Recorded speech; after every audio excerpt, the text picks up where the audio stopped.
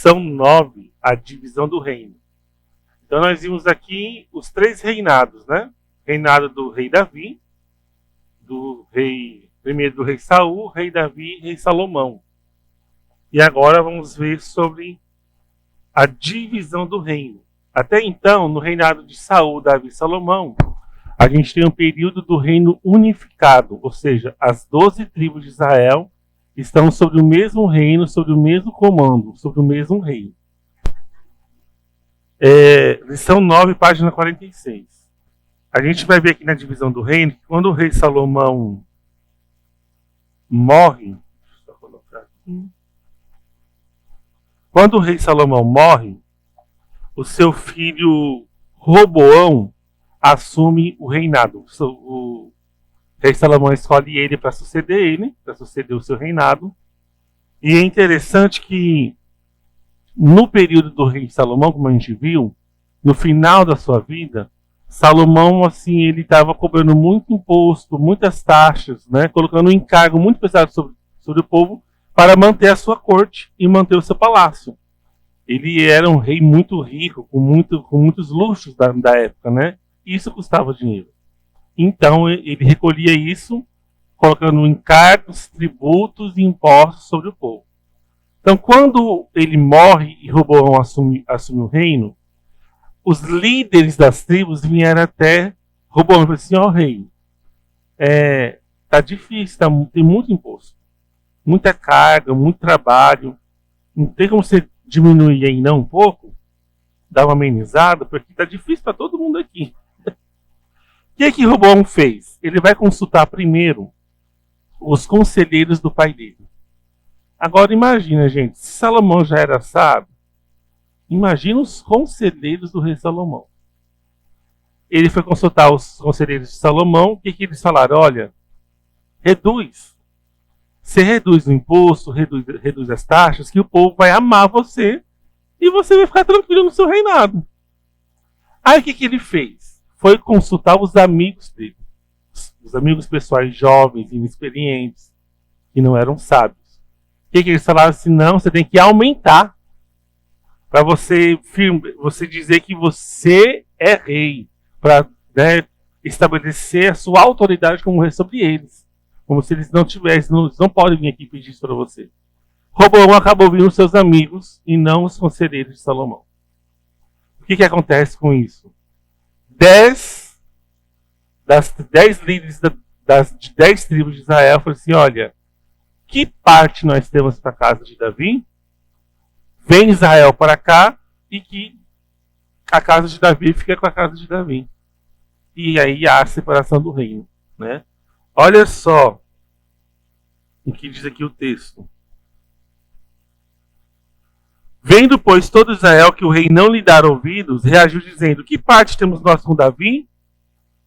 Não há para nós herança no filho de Jessé. As vossas tendas, ó Israel. Cuida agora da tua casa, ó Davi. Então Israel se foi às suas tendas, e quanto aos filhos de Israel, porém, que habitavam na cidade de Judá, sobre eles reinou Roboão. E olha só o que diz 1 Reis 12:15.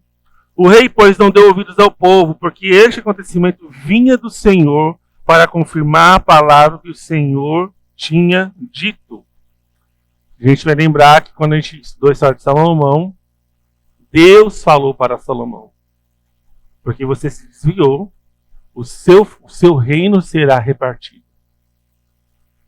E por aliança Davi, o seu filho vai reinar sobre uma parte de Israel, mas a outra parte será dada a seu servo. Então Deus já tinha falado isso para Salomão, e o que acabou acontecendo ali com Roboão, filho de Salomão. Então, agora nós temos um reino dividido. 10 tribos que continuaria com o nome Israel, o reino de Israel, que é o reino do norte, e depois nós temos o reino de Judá, que é chamado reino do sul. Judá é a região onde Jerusalém está incluída. Então a capital do reino era Jerusalém, em Judá, continuou sendo com Roboão, mas as 10 tribos já não respeitavam, já não estavam mais sob a autoridade de Jerusalém, né? Então eles foram atrás de um líder para liderar e reinar sobre o reino de Israel, e eles acharam Jeroboão. Isso também foi profetizado por Deus. O profeta Aías, encontra Jeroboão, pega uma roupa, rasga em 12 partes e dá 10 partes para ele. Diz assim: o Senhor está te dando 10 tribos de Israel para reinar. O Senhor está te entregando, né? Olha só o que diz aqui, ó. Rasgou-a em 10 pedaços e disse a Jeroboão: toma 10 pedaços, porque assim diz o Senhor, Deus de Israel: eis que rasgarei o reino da mão de Salomão e a ti darei 10 tribos. Né? Porém, ele terá uma tribo por amor de Davi, meu servo, e por amor de Jerusalém, a cidade que escolhi de todas as tribos de Israel. Então teve essa ruptura entre as tribos e agora o reino não está mais unificado. Aquilo que Saul liderou, que Davi lutou para manter unido, e Salomão também conseguiu manter unido, agora está dividido em 2 reinos. Né? Só que Deus, quando ele vai chamar Jeroboão, ele chama ele e diz assim: você precisa permanecer fiel a mim para que eu consolide a sua dinastia sobre Israel. Vocês lembram que com Saul foi a mesma coisa? Quando Deus chamou Saul, foi assim: olha, você tem que andar na linha, você tem que me obedecer, senão eu vou te tirar. Aconteceu a mesma coisa com Jeroboão. Acontece que Jeroboão foi infiel a Deus. Jeroboão não permaneceu fiel a Deus quando ele se tornou rei. Né? Faltou a Jeroboão fé para confiar na promessa que Yahvé lhe fizera para confirmar o reino em suas mãos. O que aconteceu? Por que Jeroboão não se tornou fiel? Ele pensou assim: bom, nós não queremos mais obedecer à casa de Davi, o rei Roboão. O templo do Senhor fica em Jerusalém, em Judá, onde está a casa do rei, Roboão. O que ele pensou? Não, a gente vai fazer uns altares por aqui mesmo. Então ele construiu 2 bezerros de ouro, um em Betel e outro em Dan, e disse assim: estes são os deuses que nos tirou do Egito, adorem eles, ó Israel. Tirou todos os sacerdotes da casa de Arão, que Deus tinha estabelecido que a tribo de Levi e a casa de Arão iam ser sacerdotes, e qualquer um que se voluntariasse poderia servir como sacerdote em Betel ou Dan. Então assim ele se afastou. Por quê? Ele pensou assim: se o povo for lá para Jerusalém adorar o Senhor, eles vão querer voltar a ser do rei Roboão e vão se desviar de mim. Eles não vão mais aceitar como liderança e vão voltar para fazer parte do reino de Judá. Então o que ele fez? Então agora ninguém adora mais lá, a gente adora aqui. E aí ele se desviou do Senhor, porque não era isso que Deus queria. Né? Deus queria que ele continuasse, porque Deus prometeu: se você continuar fiel, eu vou garantir que a sua casa tem uma dinastia longa, você vai reinar sobre Israel. Só que ele preferiu acreditar mais nas circunstâncias do que na palavra que Deus tinha dado para ele, a certeza que Deus tinha dado. E preferiu andar na infidelidade do que na fidelidade. Acontece conosco até hoje. Nós preferimos andar na infidelidade, confiando nas circunstâncias, nos nossos planos, no que nós pensamos, do que obedecer a Deus e andar com fidelidade a Deus, crendo que aquilo que Deus disse é verdadeiro. Né? Então Deus manda um profeta para confrontar Jeroboão. E mesmo assim, aqui diz o texto, né, o versículo: depois dessas coisas, Jeroboão ainda não deixou o seu mau caminho. Antes, de entre o povo, tornou a construir sacerdotes para lugares altos, a quem queria consagrara para sacerdotes dos lugares altos. Isso se tornou em pecado a casa de Jeroboão, para destruí-la e extingui-la da terra. Nesse papel aí que eu dei para vocês, é uma linha do tempo. Vocês vão ver o seguinte aí. Do lado de cá, desse lado esquerdo, vocês vão ter os reis do reino de Judá, que começa com Roboão, filho de Salomão. O reino de Judá é o reino pequenininho, Judá e Benjamim, ali onde está Jerusalém. Do lado direito, vocês vão ver os reis de Israel, que é desse Jeroboão, que construiu os bezerros de ouro em Betel e Dan, que são as 10 tribos. É o maior reino. É quase todo o território de Israel hoje. Né? Então aqui a gente tem a cronologia. No meio, vocês vão ver alguns nomes aí, são os profetas e o período que eles viveram nesses reinados. Certo? Isso, Elias mesmo aqui, ó, ele nasceu no reinado de Onre e morreu no reinado de Jorão. Vocês só corrigem aí. Aí no reino de Israel, vocês vão ver aí, ó, Acabe, Acasias, certo? Tá Georão aí, né? O nome é Jorão. É Jorão, tá? Tira esse E. É Jorão. Aí tá Georão. É Jorão o nome. Foi errado. Tá escrito errado aí, tá?